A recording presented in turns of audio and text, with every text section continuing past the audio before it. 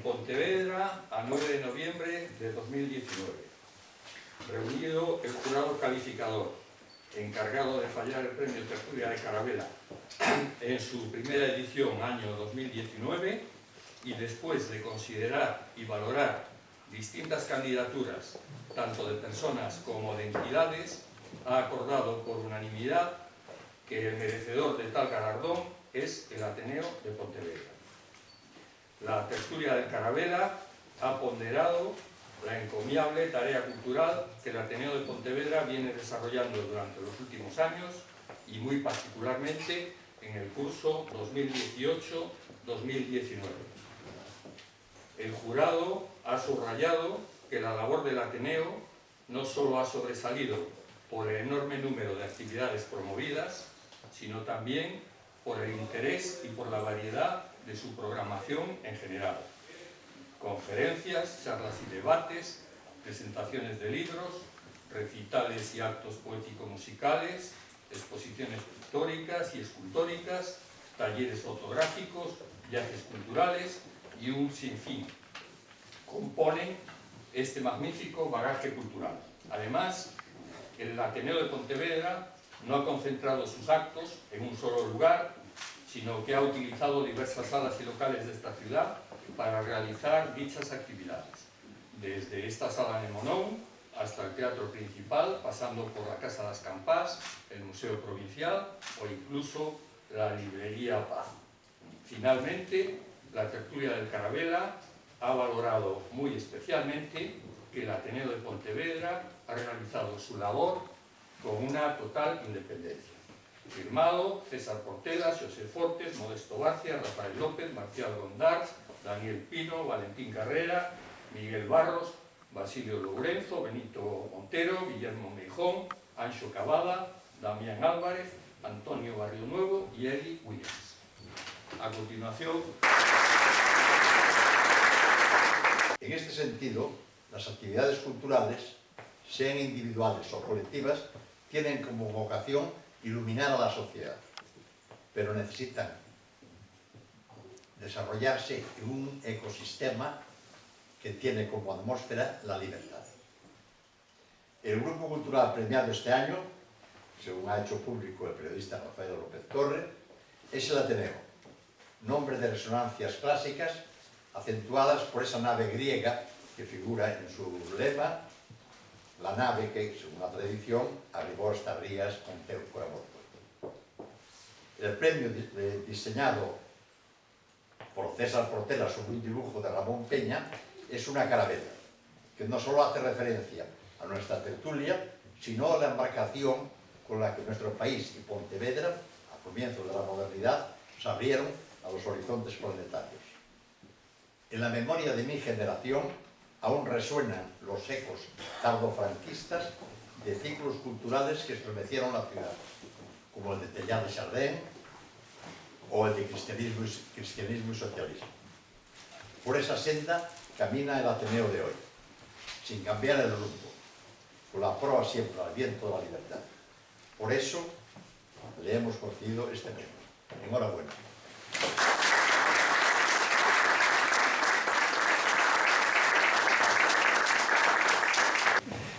No, quiero decir, para los que no conocéis la Tertulia de Carabela, no sabéis qué es, pues es un grupo heterogéneo de amigos, ¿no? De distinta, todos ellos de distinto tamaño, de distinta edad, distinta profesión, y hay de todo, hay pedagogos, hay juristas, hay técnicos, hay antropólogos, hay periodistas, bueno, hay un poquito de todo, ¿no? Y nos motiva un poco pues, una cosa muy sencilla, ¿no? La amistad, la lealtad, la libertad y el sentido del humor, ¿no? El sentido del humor, ese sentido tan importante, tan necesario, del que decía Mahatma Gandhi que si no fuera por el sentido del humor ya se habría suicidado, ¿no? Mi padre decía también que la vida, pero lo decía muy en serio, ¿no? Que o la tomas de coña o te toma ella a ti, ¿no? Y en esa medida, en ese parámetro nos movemos los amigos de la Tertulia de Carabela, ¿no? que este año pues, otorgamos este premio por primera vez, un premio merecidísimo, de gente que se ocupa más allá que de los suyos y se preocupa un poco de los demás, ¿no? Cosa en un país minifundista como es Galicia, no demasiado frecuente, ¿no? Ni en Galicia ni en ningún otro sitio, ¿no? Pero en Galicia tampoco. Entonces, pues estamos muy orgullosos de haber otorgado este premio al Ateneo de Pontevedra, que está haciendo una labor fantástica aquí en la ciudad, simplemente a base de su esfuerzo, sin ayudas de ningún tipo, más que su propio interés, ¿no? Y le damos el premio, ¿no? Bueno, nada más.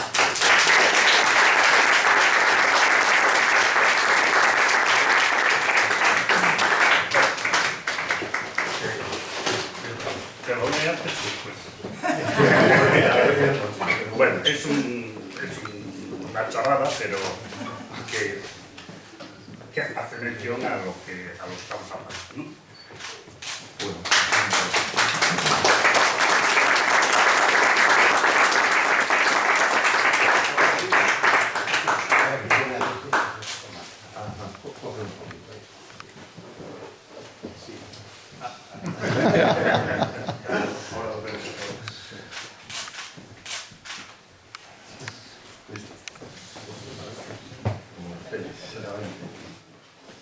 Bueno,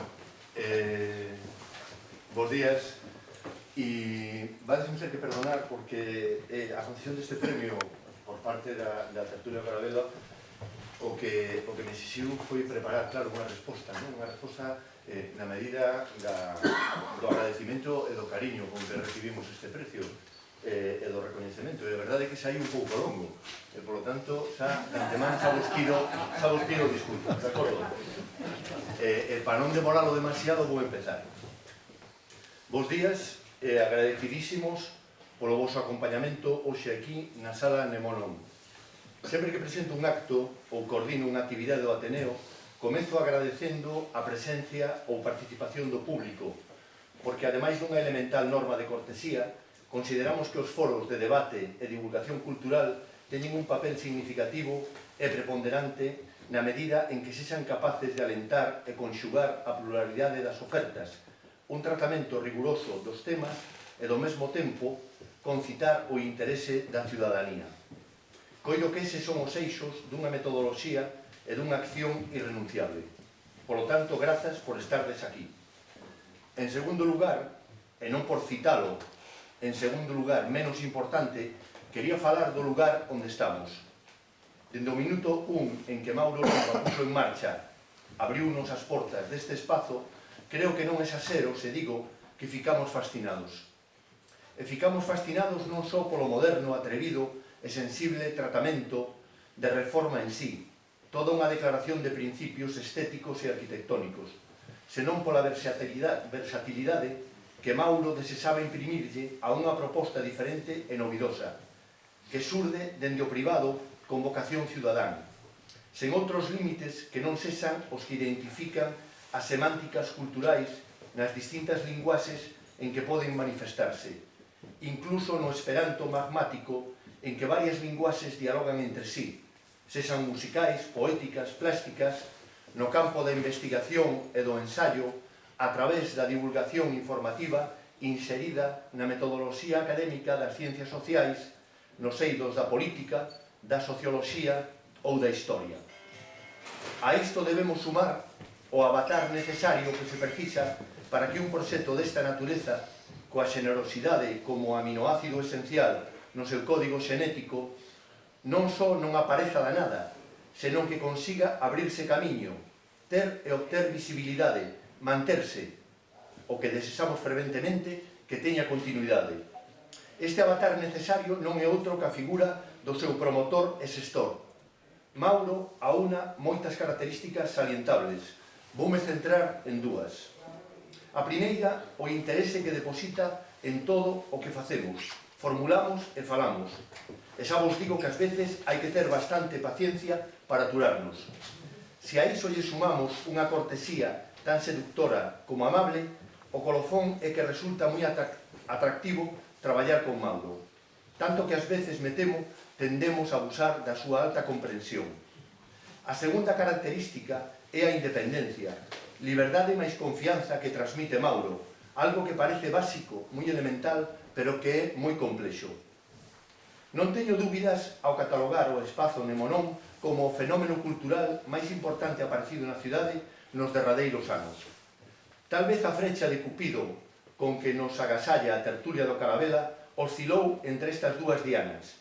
Non o sei, acadounos a nós e derrubounos como a cerva ferida do poema de Cunqueiro. Porque que che premien ten múltiples lecturas e consecuencias. A primeira, por suposto, é a do agradecimento. Sentímonos agradecidos, recoñecidos e apreciados, recibindo este premio Tertulia del Carabela na súa primeira edición. De verdade, é unha honra e un honor. Ao mesmo tempo, sabemos, recuperando a imaxe poética cunqueriana, que recibir a frecha dourada do cazador namorado derruba a cerva nunha melancolía autocompracente. Fixémonos maiores, xa nos premian. O que non deixa de ser a constatación palmaria dun feito evidente. Somos maiores. Tamén poderíamos conxugar outro enunciado. Xa nos premian, debémoslo estar facendo ben. O que nos conduce, inevitablemente, a outra nostalgia, que os membros da tertulia do Carabela coñecen moi ben, porque todos son personalidades recoñecidas e premiadas no campo profesional e artístico que desempeñan. A que me refiro é a esa nostalgia que acompaña a cada logro rematado.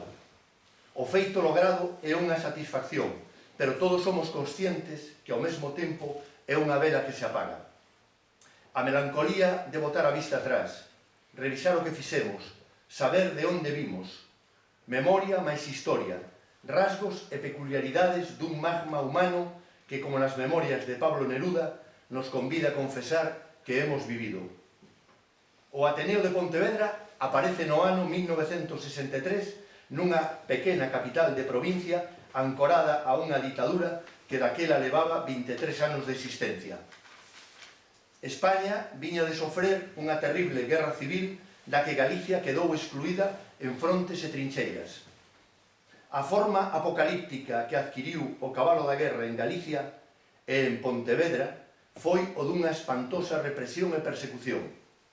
A este clima de terror houbo que sumarlle unha mutilación intelectual que coutou de xeito decisivo o que probablemente levaba camiño de convertirse nunha nova idade de ouro para a cultura e a lingua galega a través da Xeneración Nós e o Seminario de Estudos Galegos.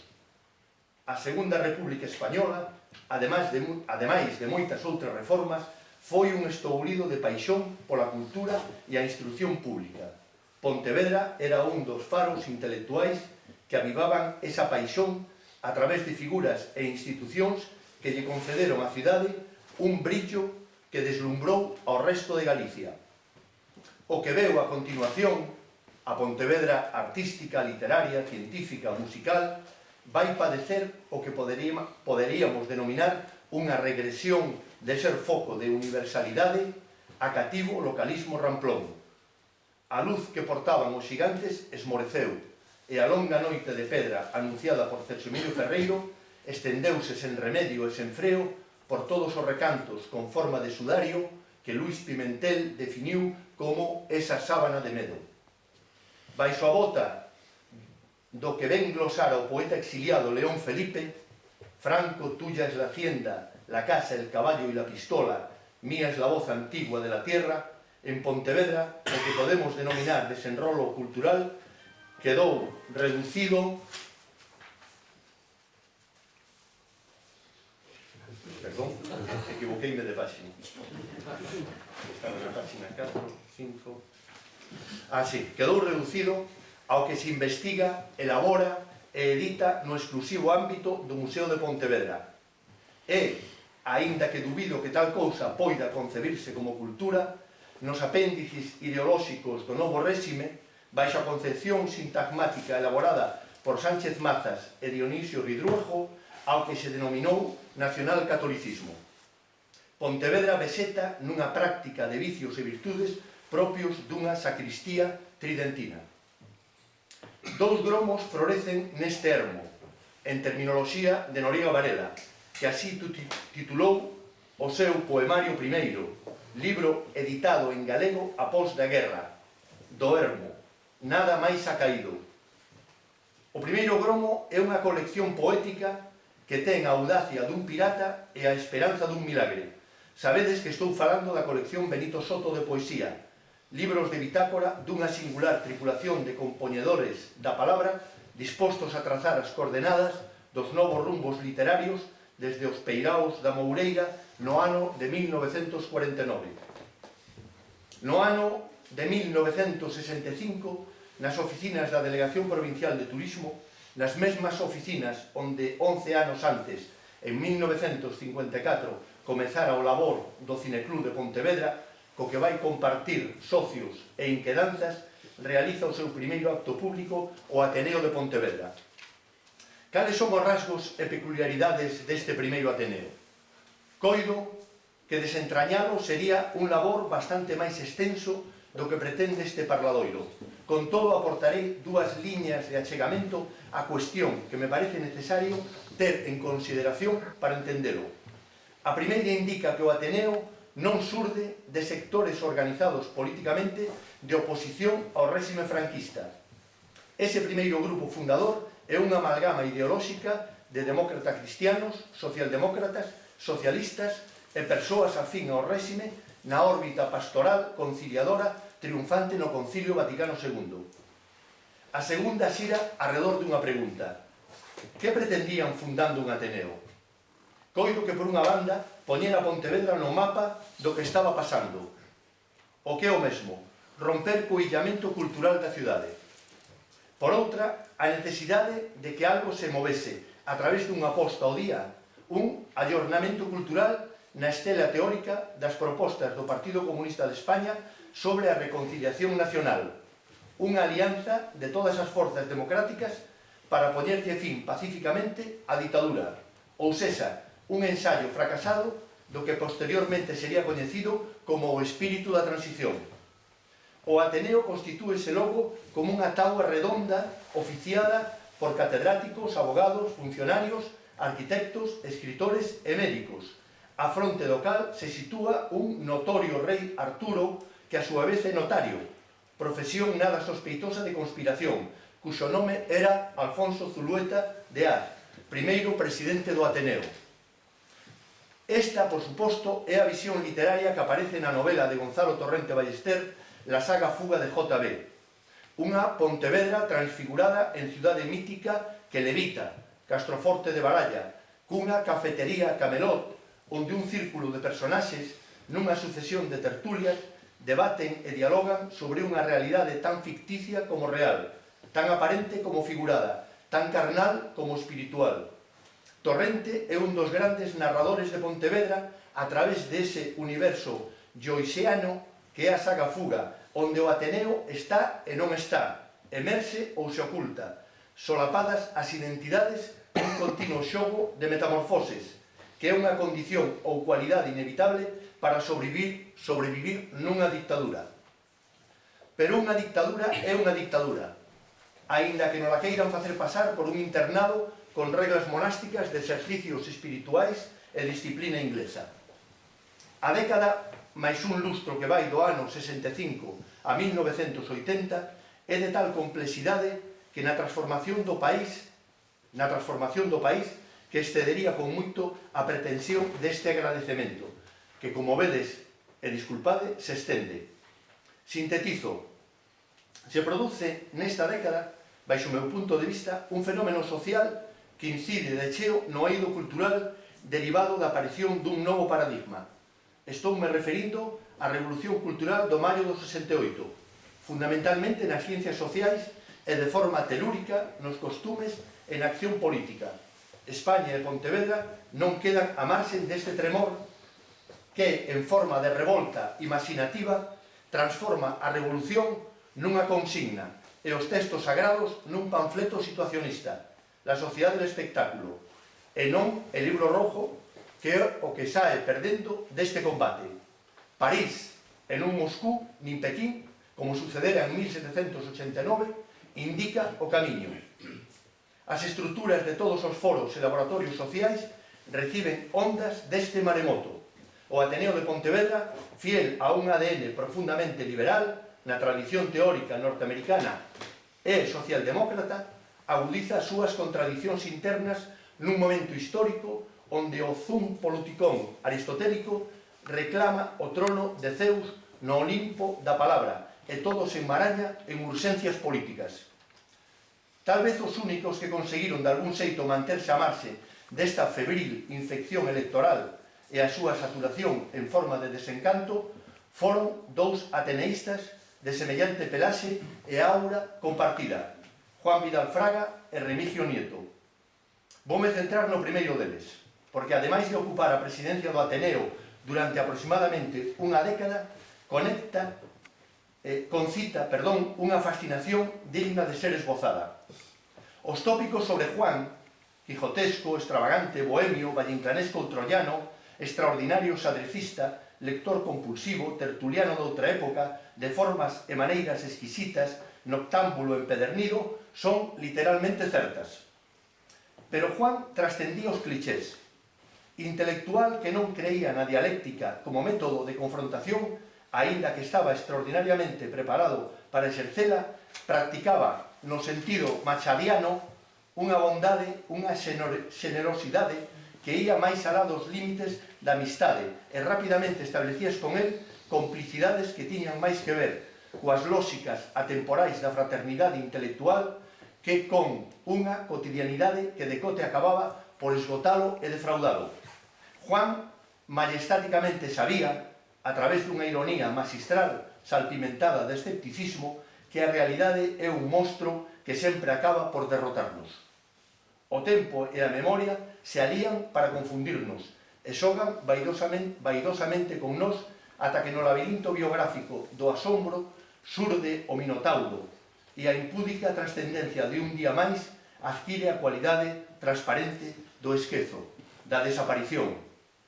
Ya somos el olvido que seremos. Recitábamos a dúo, regresando de algunha interminable reunión, o soneto de Borges, perdido no peto do pantalón do pai de Héctor Abad Faciolince, nese libro de título inevitable, El olvido que seremos.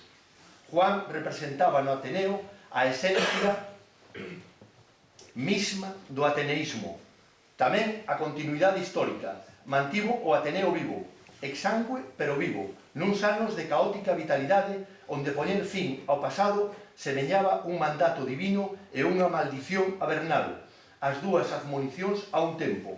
Nada había máis ateneísta que o propio Juan, un cóctel de cosmopolita extravagancia, intelixencia, cortesía, distancia xusta co presente e a realidade, tolerancia e unhas pingas necesarias de caos e desorde termodinámico. Saboreábamos ese cóctel con Juan sabendo que era a mellor herdanza que nos ia deixar aos que viñamos despois del, ou sexa, a nós. E cando utilizo este pronome de sonoridades histórico-culturais tan relevantes en Galicia como é o de nós, quero me referir xeracionalmente aos tres últimos presidentes do Ateneo, Antón Louro, Carlota Román e eu mesmo. E desculpade o inevitable narcisismo. Por que botar man dese sintagma tan orteguiano de xeración para explicar uns acontecementos que simplemente poderían obedecer ao azar ou á necesidade? Porque persoalmente descreo deste último. Os tres pertencemos a unha xeración que aqueles anos, comezos dos 80, nos incorporábamos masivamente ao mundo laboral. Coincidíramos na Universidade de Compostela. Os tres procedíamos do mesmo campo ideolóxico, o marxismo. Como non podía ser doutra maneira, cada un participaba dunha interpretación propia desta corrente filosófica e sociolóxica. Militáramos activamente e organizativamente desde distintas siglas en partidos políticos clandestinos que combatían a dictadura e, en distintos graos de coñecemento, éramos amigos ou tiñamos amigos compartidos. E compartíamos tamén algo máis, unha cuestión que posiblemente vaya máis al lado simbólico.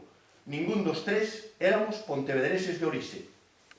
Ou sexa, tiñamos a mirada dos recén chegados a unha urbe de élites endogámicas que se devoraban a sí mesmas para que todo permanecese lampedusamente inalterable. O non ser pontevedreses era unha circunstancia común a maioría dos membros daquelas directivas da década dos 90. Que reclamásemos o papel que nos tocaba representar no escenario da historia con mayúscula era unha cuestión de tempo e de oportunidades. Un perfil de xeración moi participativa, bregada nos durísimos últimos anos do franquismo, certamente posta a proba durante a transición, cun natural desencanto sobre o romanticismo das utopías non logradas e as resistencias que, evidentemente, oponía o vello mundo, que non se resignaba a desaparecer. Na lógica da historia do poder pode haber ayornamentos, mas nunca hai agasallos. Pontevedra non era diferente ao que sucedía no resto do país, incluso dunha Europa a que nos acercábamos con pasos de xigante. O derrube do muro de Berlín foi a escenificación do que Hannah Arendt conceptualizara como a banalidade do mal, neste caso aplicado a aquel grotesco oxímoron denominado socialismo real, que acadou o seu punto de ebullición na traxedia de Chernóbil, tal vez a primeira traxedia de alcance planetario que saíra da man do home. Necesitábamos novos paradigmas que nos vacunasen do pesimismo gramsciano sobre a posibilidade de asaltar os ceos, imaxe actualizada pola xeración dos nosos fillos. O novo paradigma da posmodernidade chegou para suplantar as identidades da cociñeira e do devorador de homes, en metáfora do parisino André Glucksmann. Antes, Michel Foucault e Deleuze abriran as anelas que airaban os sinistros edificios do control e a represión. A distopía orwelliana do Gran Irmán, agora relaborada filosóficamente. A caída do muro parecía que arrastrara os bloques cincelados pola psicoanálise. Nietzsche regresaba triunfante. Gianni Bátimo oficiara o funeral dos grandes relatos nunha das semanas de filosofía de Pontevedra, porque a cidade, o Castroforte de Baralla torrentiano, volvía a levitar nun deses intres que pode acadar a categoría de excelso, onde parece confluir unha enerxía de protagonistas e espectadores para intentar o millor de nós mesmos. A cidade muda, transfórmase, adquire perfiles de novidade, estáse buscando, rasga certos atavismos sombríos para saber sela, para mostrarse, a cidade gústase. Nesa transformación, a cultura adquire velocidade de circuito. Nestas derradeiras décadas, ao Ateneo de Pontevedra apareceralle un irmán xemelgo, Amigos da Cultura, que refulse con forza durante unha década para esmarecer unha proposta efémera que deixou brasas de ouro. A Bienal de Arte da Diputación, comisariada e coordinada polos Antóns, Antón Sobral e Antón Castro, dúas figuras sen as que non se pode entender a Pontevedra actual e que actualizaran o pacto da cidade coas vanguardas. A Semana de Filosofía, cerna teórica en múltiples aspectos da actual concepción do modelo urbano, é a proposta máis rigurosa e ambiciosa de como un traballo ben executado adquire relevancia e recoñecemento, dándolle a Pontevedra unha dimensión internacional nunha disciplina tan exclusiva e minoritaria como a filosofía. O labor expositivo e investigador do Museo de Pontevedra, as seccións de arquivos e documentación dos distintos organismos institucionais e administrativos, o que puido ser e aínda pode ser unha das máis interesantes propostas de conxugar arte e natureza, o Parque Escultórico da Illa do Cobo, a Illa das Esculturas, porque a imaxe da peza de Francisco Leiro semiafundida é unha das máis lamentables que pode ofrecer hoxe a cidade. E no seu conxunto, o desinterese por un proxecto que obtivo recoñecementos nacionais e internacionais é magoante. A Vicerreitoría Universitaria, porque na xeira dos anos transcurridos, Pontevedra, que carecía de tradición universitaria, faise cun campus eminentemente humanístico, o que curiosamente lle custa establecer procesos de ósmase co tecido cultural urbano. É o último fenómeno en Agromar, e que xa adquiriu unha capacidade de movilización e transformación urbana moi considerable, que a súa vez reforza a identidade histórica e cultural da cidade, o camiño portugués a Santiago. Un fenómeno que nos sorprendeu pola dimensión que acadou en moi poucos anos, de forma, ademais, silandeira, case sen enterarnos. pero a necesidade dun centro de interpretación do camiño na cidade é algo que xa se fai necesario.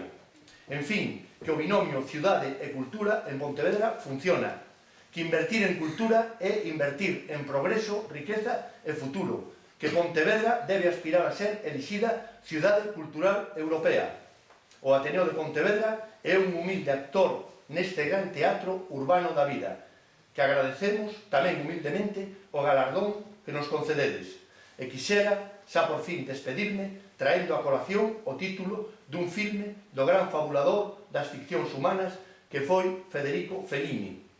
E la nave va, pois eso, a nave do Ateneo, ás veces entre naufraxios, tamén vai. Moitas gracias.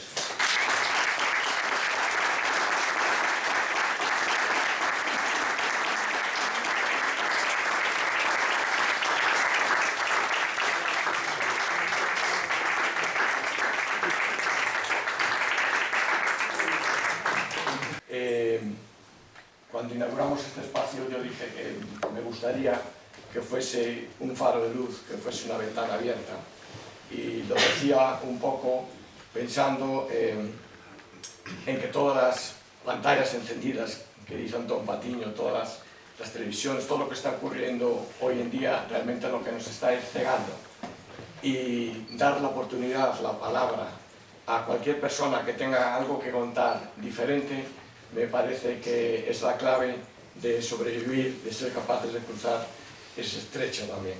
Entonces, bueno, muchas gracias a todos. Jaime, de verdad, me has emocionado muchísimo.